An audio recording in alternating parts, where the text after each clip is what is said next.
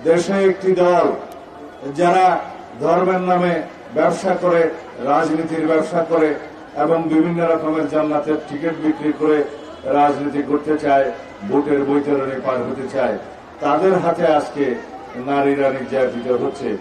তারা চায় যেন এই দেশের নারীরা অন্ধকারে বন্দী থাকে, যেন বাংলাদেশের অর্ধেক জনসমষ্টি অন্ধকারে থাকে এবং নারীর অগ্রগতি প্রগতি না হয়। সেজন্য তারা বলছে কর্মঘণ্টা কমিয়ে দিতে হবে কর্মসংস্থানের জন্য, যাতে কোন রকমের অসুবিধা না হয়।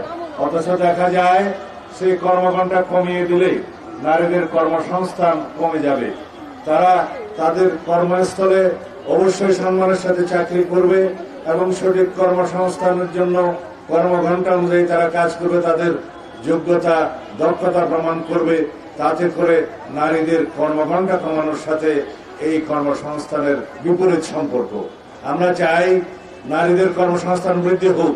যদি কর্মঘণ্টা কমিয়ে দেওয়া হয় তাহলে যারা কর্মসংস্থান, যারা অফিস আদালত কলকারখানা পরিচালনা করেন, তারা স্বাভাবিকভাবেই নারীদের চাকরি দিতে চাইবেন না, বরং উল্টা কর্মসংস্থান কমে যাবে। আমরা কি চাই নারীদের কর্মসংস্থান কমে যাক? তাহলে পরে যারা এই বক্তব্য দিচ্ছে তাদের উদ্দেশ্য খারাপ। তারা চায় নারীরা অন্দরমহলে বন্দী থাকুক, সমাজের অগ্রগতি তারা চায় না।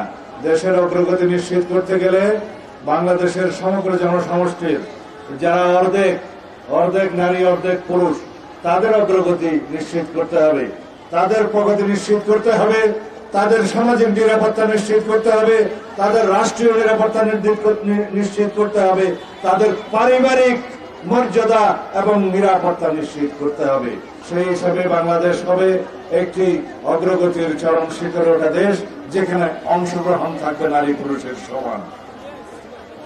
যাই হোক, আজকে আমরা প্রতিবাদ জানাচ্ছি। রাজশাহীতে আমাদের বোনদের উপরে অত্যাচার করেছে, তাদেরকে জুতা পেটা করেছে, প্রহার করেছে একটি ধর্মীয় গোষ্ঠী, একটি ধর্মের নাম ব্যবহার করে যারা রাজনীতি করে তারা। আমি নাম না নিলেও পত্রিকার অন্তরে আপনারা অবশ্যই জানেন। জাহাঙ্গীরনগর বিশ্ববিদ্যালয়ের একজন শিক্ষিকা, তিনি কথা বলার জন্য, টকশোতে কথা বলার জন্য তার বিরুদ্ধে মামলা দায়ের করা হয়েছে, যেহেতু তার কথা সেই ধর্মান্ধ গোষ্ঠীকে আহত করেছে। আমরা চাই বাংলাদেশে এমন একটি সমাজ বিরাজ করুক যেখানে আমরা সবাই সমান। এখানে ধর্মের ভিত্তিতে কোনো বিভাজন থাকবে না, এখানে জাতের ভিত্তিতে কোনো বিভাজন থাকবে না, এখানে ধর্ম, বর্ণ, গোষ্ঠী, সংস্কৃতি, ভাষাভাষী সকলেই মিলে আমরা বাংলাদেশী। সুতরাং আমরা সবাই বাংলাদেশের সংবিধান অনুসারে নাগরিক, সিটিজেন হিসেবে আমরা সকল ক্ষেত্রে সমান অধিকার ভোগ করব।